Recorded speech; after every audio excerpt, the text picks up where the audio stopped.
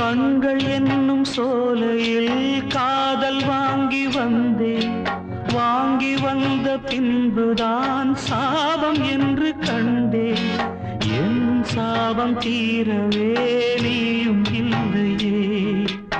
என் சோகம் பாடவே ராகம் இல்லையே. பூம் வீழ்ந்து போனது காம்பு என்ன வாழ்வது.